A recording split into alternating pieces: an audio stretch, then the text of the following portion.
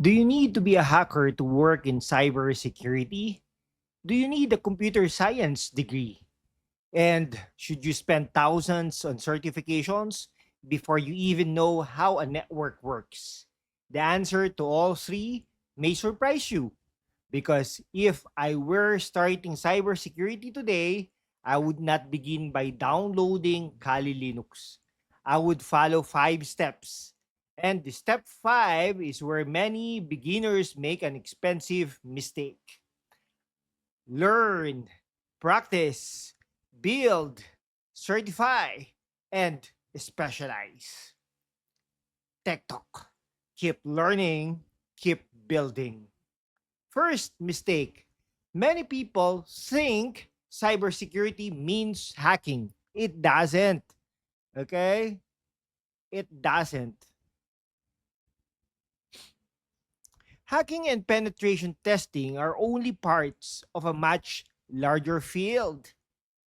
You can work in security operations, digital forensics, incident response, governance, risk and compliance, cloud security, security engineering, application security, threat intelligence, identity and access management or IAM, and yes, ethical hacking and penetration testing. Cybersecurity is not one job. It's an ecosystem of different work roles, knowledge, and skills. So before asking, what certification should I take, ask a better question. What kind of cybersecurity work do I eventually want to do? You don't need the final answer today, but you need to understand that there are different paths. For example, cybersecurity is not just hacking. Step one, build the fundamentals. Learn. If your foundation is weak, every advanced cybersecurity tool becomes harder to understand. Start with 4 things.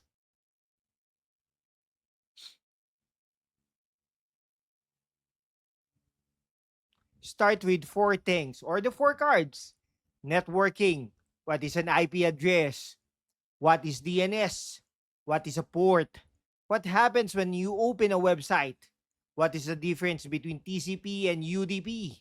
You don't need to become a network engineer first, but you need to understand how computers communicate. Second, operating systems. Learn Windows, learn basic Linux, learn Kali Linux, learn CSI Linux, whatever. Understand users, permissions, processes, files, and services. Security fundamentals. Third, learn the CIA triad: confidentiality, integrity, availability. Learn threats, vulnerabilities, risks, and controls. Basic scripting. Fourth, Python, PowerShell, or Bash. You don't need to become an advanced software engineer, but automation becomes extremely valuable in cybersecurity. Notice what I have not mentioned. Notice what I have notice what I have not mentioned yet. No expensive certification, no fancy hacking tool, no 10-hour Kali Linux tutorial because tools make more sense when you understand what the tool is actually doing. And when we get to step 4, I'll show you why the certifications should come after you begin building practical capability. Step 2, build a safe hands-on lab. That's what I'm doing right now. I'm doing a digital forensics and cybersecurity lab on my own turf. Practice, practice, practice. Watching cybersecurity video is useful, that is okay. But watching someone else use Wireshark is not the same as opening a Wireshark yourself.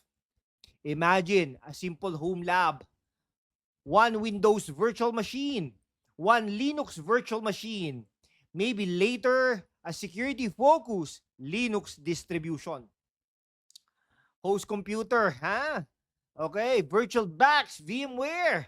Windows VM, Linux VM. Use an isolated environment or controlled environment. Create fictional users. Create dummy files. Practice safely.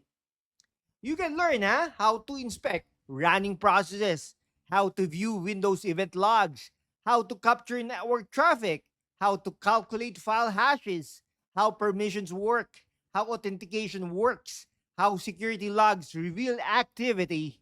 Later, you can explore tools for digital forensics, vulnerability assessment, and incident response. And we will be doing that here on our Tech Talk with Alan Burgas. What is important? A cybersecurity laboratory is for controlled and authorized practice. Never use security tools against systems that you do not own or do not have permission to test. Ladies and gentlemen, learn it safely, practice it legally. Step 3, build projects, not just notes. Step 3, build, build, keep building. This is where you start separating yourself from someone who has simply watched courses. Build something. It doesn't need to be huge. Okay, project 1, create a Windows security baseline. Document users, permissions, firewall settings, security policies. Project 2, capture a small packet trace using Wireshark. Explain what you see. Project 3, create a simple incident response scenario. Suspicious login, unknown process, unexpected network traffic. What would you investigate first? Project 4, perform a digital forensics exercise on fictional evidence. Compute the hash, document your process, explain why evidence integrity matters. Then document your work, screenshots, short reports, diagrams, GitHub where appropriate, a simple portfolio. Because now eventually an interviewer should be able to ask, what have you actually done? And you should have something better to say than I finished a course, I finished a program. You should be able to say, let me show you. Okay, step 4, use certifications strategically. Step 4, certify, certify, certify. Now we talk about certifications, and here's the principle. Certification supports capability. It does not replace capability. If you're new to cybersecurity, one starting option is the ISC2, certified in cybersecurity or CC. Okay, ISC2 CC. Entry level, no work experience required. Another widely recognized foundational credential is CompTIA Security Plus. CompTIA Security Plus, security concepts, threats and vulnerabilities, security architecture, security. Okay, security operations. Yan, okay Security operations, risk and governance. But don't make this mistake. Certification number 1, certification number 2, certification number 3, certification number 4, and still no lab, still no project, still no portfolio. Okay. You don't need to become a certification collector. You need to become capable. Use certification for 3 things. It gives your learning a defined body of knowledge. Validation, it provides external evidence that you met a certification standard.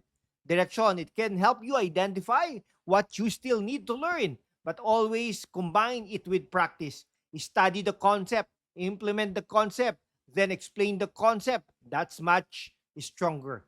Step 5, specialize. This is the step beginners often try to do too early. They immediately say, I want to be a penetration tester. Maybe. But first experience the different areas. Okay, Now, okay. If you enjoy investigating suspicious activity, that's SOC, blue team. If you enjoy reconstructing what happened, digital forensics and incident response. If you enjoy policy, risk and management, GRC, governance, risk and compliance. If you enjoy systems and architecture, security engineering. If you enjoy cloud platforms, cloud security. And if you enjoy finding weaknesses, through authorized testing, penetration testing. Different paths require different skills. That's why there is no single certification roadmap that is correct for everyone. Your certification strategies should follow your career direction. That's why it's subjective, not the other way around. Okay, the roadmap. So if someone asked me, how do I enter cybersecurity? This would be my answer. One, learn the fundamentals, networking, operating systems, security, basic scripting. Two, practice hands-on, create a safe virtual laboratory. Three, build projects, document what you can actually do. Four, earn certifications strategically, not because certifications magically create expertise, but because the right credential can validate and organize your learning. Five, specialize gradually. Once you understand the field, choose the area that fits your strengths and interest. Learn, practice, build, certify, specialize.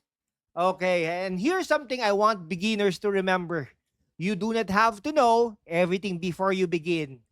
Cybersecurity professionals are constantly learning because technologies, threats, and systems keep changing. So don't wait until you feel ready. Start small. Learn one concept, build one lab, finish one project, then move to the next. If you are serious about entering cybersecurity, subscribe to Tech Talk. In the next lessons, we will go deeper into the skills, tools, certifications, and practical demonstrations you can use to build your cybersecurity career. And we won't just talk about the tools, we will use them here in our own laboratory. I'll be showing that to you in the next couple of months, and then I'm very excited about it. Before you leave, tell me in the comment section which cybersecurity path interests you most: digital forensics, ethical hacking, SOC and blue team, cloud security, or GRC, governance, risk, and compliance. Your answer may become one of our next Tech Talk lessons. I'm Alan Burgos. Thank you for learning with Tech Talk. Keep learning, keep building, and I'll see you in the next lesson.